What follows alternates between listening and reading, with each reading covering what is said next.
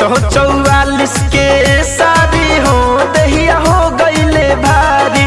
444 के साड़ी हो दहिया हो गईले भारी।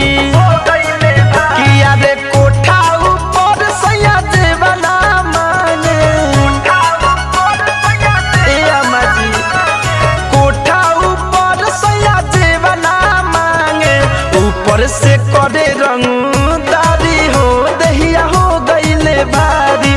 444 के साड़ी हो दहिया हो गईले भारी।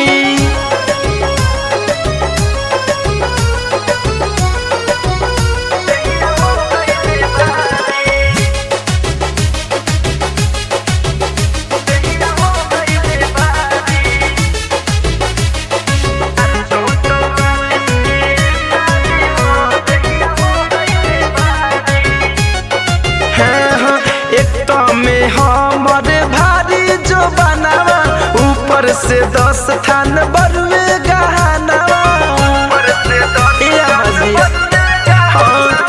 एक में हमर भारी जो बनावा ऊपर से 10 थान बरुए गहनावा। आनंद सवत बनल बारी हो दहिया हो गईले भारी।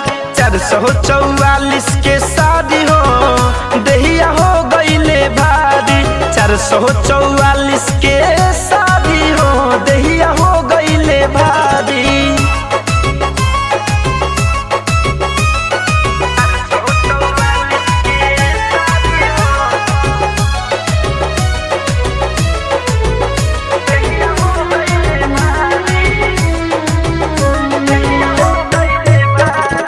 अजय धनंजय से कैसे बताई खाए के मन करे हमारा खटाई।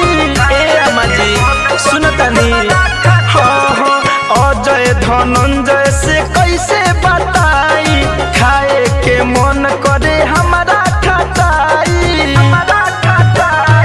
मन मोही धरसया काबारी हो दहिया हो गईले भारी। 444 के साड़ी हो दहिया हो गईले भारी। 444 के